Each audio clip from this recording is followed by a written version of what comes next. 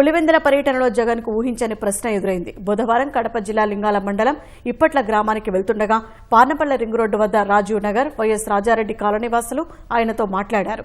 జిల్లాలోని ముద్దనూరు నుంచి శ్రీ సత్యసాయి జిల్లా బండ మీద కొత్తపల్లి వరకు చేపట్టిన జాతీయ రహదారి నిర్మాణంలో తమ ఇళ్లు పోతున్నాయని, వాటికి పరిహారం మంజూరులో అన్యాయం జరుగుతోందని వారు జగన్ దృష్టికి తెచ్చారు. ప్రస్తుత కూటమి ప్రభుత్వం పరిహారం ఇస్తుందేమో చూడండి, లేదంటే మన ప్రభుత్వం వచ్చిన తర్వాత తప్పకుండా న్యాయం చేస్తామని జగన్ వారికి హామీ ఇచ్చారు. ఈ సమయంలో కాలనీవాసులు ఒకవేళ మీ ప్రభుత్వం రాకపోతే మా పరిస్థితి ఏంటి, 2 ఏళ్ల వరకు మమ్మల్ని ఎక్కడ తలదాచుకోమంటారని జగన్ను ప్రశ్నించారు. వారికి ఏం చెప్పాలో తెలియక జగన్ అక్కడి నుంచి వెనుతిరిగారు. స్థానికులకు ఎంపీ అవినాష్ రెడ్డి సర్ది చెప్పారు.